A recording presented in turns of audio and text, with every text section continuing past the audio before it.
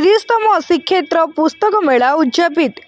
गौरांग वीरेन्द्र पूर्णचंद्र और पवित्र मोहन संबर्धित बहिर बासना और पाठकों कोलाहल भितर उद्यापित होइछि 30तम पुस्तक मेला। शिक्षाविद डॉक्टर कैलाश चंद्र टिकायत सभापतित्व अनुष्ठित यह कार्यक्रम में अतिथि भाव अतिरिक्त जिलापाल शरद चंद्र बेहेरा, म्युनिसिपालिटी कार्यनिर्वाही अधिकारी अभिमन्यु बेहेरा, जिला शिक्षा अधिकारी दीपक कुमार पाढ़ी, जिला सूचना और लोकसंपर्क विभाग सह निर्देशक संतोष कुमार सेठी, विशिष्ट शिल्पोद्योगी गिरीश नायक, वरिष्ठ युव अधिवक्ता विभु प्रसाद त्रिपाठी अतिथि भाव जोगदे कंप्यूटर और मोबाइल ई बही व्यापकता भितर बही बंची रही और मत व्यक्त करते।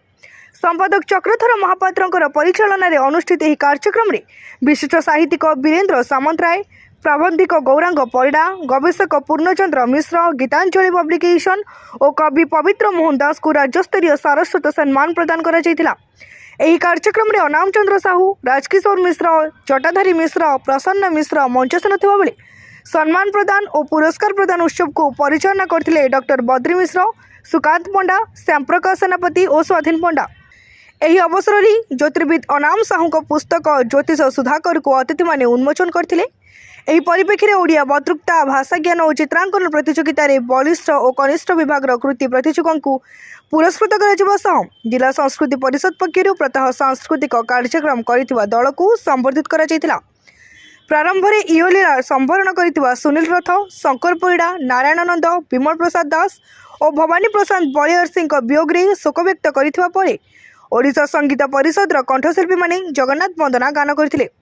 भोलानाथ विद्यापीठ परिसर में 10 दिन व्यापी अनुष्ठित यह मेला चलित वर्ष 56टी प्रकाशन संस्थार 120टी स्टल जोग देथिले।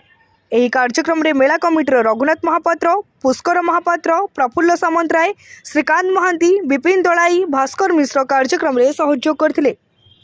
आमर जो आज श्रीक्षेत्र पुस्तक मेलार जो उद्यापन दिवस ए दिन में आज जो माने गत 10 दिन धरी जो एठी भोलानाथ उच्च विद्यालय जोटा पुस्तक मेला होइछे बहुत आकर्षणीय होइछे। पुस्तक मेला सहित बहुत सांस्कृतिक कार्यक्रम ता सहित विभिन्न कंपटीशन होइछे आ एठी पाखापाखि 100 रु ऊर्ध्व स्टल पड़े। बहुत लोकर जनसमागम होइछे जो थी कि लोक मैंने विभिन्न पुस्तक माने किणुंट आटा गोटे माने भल गोटे प्लाटफर्म है जोटा कि आम पाठक जो मैंने लेखक से मैंने एकत्रित हो पार्टी।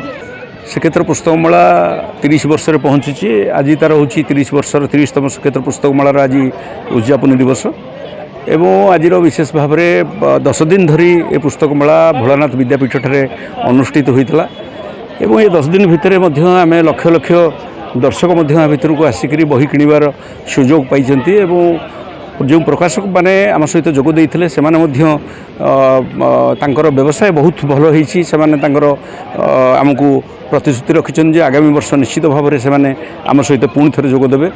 आज उद्यापन उत्सव रे आम सहित आज मुख्य अतिथि भाव में आमर अतिरिक्त जिलापाल श्री शरद चंद्र बेहेरा एवं आमर सम्मानित अतिथि भाव में एग्जीक्यूटिव ऑफिसर श्रीयुक्त अभिमन्यु बेहेरा आम सहित जोग देते।